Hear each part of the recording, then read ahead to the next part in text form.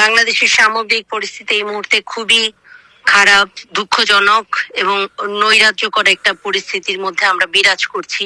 হিন্দুদের বাড়িঘর জ্বালিয়ে দিচ্ছে, হিন্দু বাড়িতে লুটপাট করছে এবং নারীদেরও তারা ধর্ষণ করেছে। এই ধরনের ঘটনাগুলো বেশি ঘটেছে আগস্ট মাসে। শিল্পকলার ধর্ম হয় না, হিংসাকে প্রশ্রয় দিতে পারেন না শিল্পীরা। আর তাই হয়তো বাংলাদেশে যেভাবে সংখ্যালঘুদের উপর আক্রমণ হচ্ছে, যেভাবে মৌলবাদীরা আধিপত্য কায়েম করছে, যেভাবে ভারত বিরোধী স্লোগান উঠছে, তার বিরুদ্ধে একে একে মুখ খুলছেন সেদেশের শিল্পীরাও। দেশটাতে কিভাবে নৈরাজ্যের পরিস্থিতি তৈরি হয়েছে, এবিপি আনন্দকে টেলিফোনে এক্সক্লুসিভ সাক্ষাৎকার দিয়ে সেটাই তুলে ধরলেন বাংলাদেশের সঙ্গীত শিল্পী রাজিয়া মুন্নি। ইসকনের যে সন্ন্যাসী চিন্ময় কৃষ্ণ দাস, তাকে গ্রেফতার করার আমার যেটা মনে হয় যে মূল কারণ একটাই, যে একজন ধর্মীয় গুরুকে গ্রেফতার করার উদ্দেশ্য হচ্ছে যে সম্পূর্ণ সংখ্যালঘু বা হিন্দু সম্প্রদায়ের উপর একটা চাপ সৃষ্টি করা, যে তোমরা আর কোনো ব্যাপারে তোমরা মানে আগ বাড়িয়ে কোনো কিছু করতে যেও না, তোমাদের যারা নেতৃস্থানীয় আছেন তাদেরকে আমরা গ্রেফতার করে অত্যাচার চালাতে পারি। এটা হচ্ছে দমন করার একটা প্রচেষ্টা। সম্প্রতি এই ভিডিওটি সোশ্যাল মিডিয়ায় পোস্ট করে বিজেপি বিধায়ক অগ্নিমিত্রা পাল দাবি করেছিলেন কিভাবে বাংলাদেশের গোপালগঞ্জে মহিলাদের উপর ফতোয়া জারি করা হচ্ছে। দোকানদার ভাইদের দৃষ্টি আকর্ষণ করা যাচ্ছে, আগামীকাল থেকে এই মার্কেট এলাকায় কোনো মহিলা প্রবেশ করবে না। যদি কোনো মহিলা আসে, আমরা তাদেরকে সুন্দর করে বুঝিয়ে ফিরিয়ে দিব। তাদের কাছে আমরা কোনো কিছু কেনাবেচা করব না। মাদ্রাসার এই ঘোষণা আমরা তাদেরকে শুনিয়ে দিব। ঘটনাটি যে কোনো অংশে ভুল নয় তা মেনে নিয়েছেন সেদেশের সঙ্গীত শিল্পীও।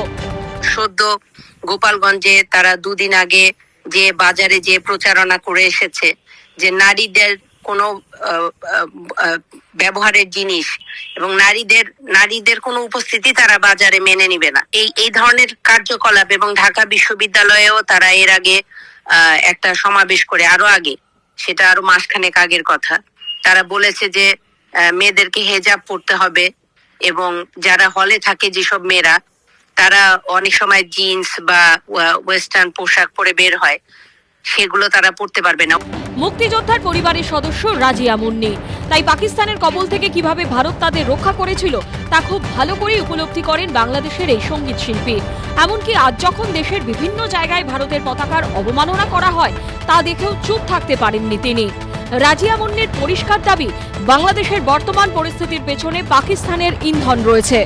পাকিস্তানের ইন্ধন 16 আনা আছে এবং পাকিস্তানের একটি যে আমাদের দেশে তারা অত্যাচার চালিয়েছে, গণহত্যা করেছে 1971-এর 25শে মার্চ থেকে শুরু করে, তখন ভারত আমাদের সহযোগিতা করেছে। ভারতের সহযোগিতায় আমাদের মুক্তিযোদ্ধারা এই দেশকে স্বাধীন করেছে। ভারতীয় পতাকাকে তারা পদদলিত করেছে। এটা মৌলবাদীরা তো করেছেই, এবং মৌলবাদীদের দ্বারা অনুপ্রাণিত যে ছাত্র সমাজ, যারা ছাত্র আন্দোলন করেছে জননেত্রী শেখ হাসিনাকে বাংলাদেশ থেকে বিতাড়িত করার জন্য, তাদের যৌথ আয়োজনে এটা হচ্ছে। এবং এই ব্যাপারে আমাদের দেশের সরকার কোনো পদক্ষেপ নিচ্ছে না। বর্তমান সরকার দেশের বিভিন্ন প্রান্ত থেকে যখন সংখ্যালঘুদের উপর অত্যাচারের ভয়ঙ্কর সব ছবি সামনে আসছে, যখন খুন করা হচ্ছে, তখনও ইউনূস সরকার যেন কিছুই দেখতে পাচ্ছে না। মোহাম্মদ ইউনূস কি মৌলবাদী ও পাকিস্তানের এতটাই খপ্পরে পড়ে গেছেন যে ফরহাদ মাজাহার কিংবা রাজিয়া মুন্নির মতো মুসলিম শিল্পী বুদ্ধিজীবীদের কথাও তিনি উপেক্ষা করছেন? এভাবে কি বাংলাদেশকে মোল্লাতন্ত্রের অন্ধকারে ফেলে দিতে চাইছেন মোহাম্মদ ইউনূস ও তার সহযোগী ছাত্র নেতারা? ময়ূখ ঠাকুর চক্রবর্তীর রিপোর্ট, এবিপি আনন্দ।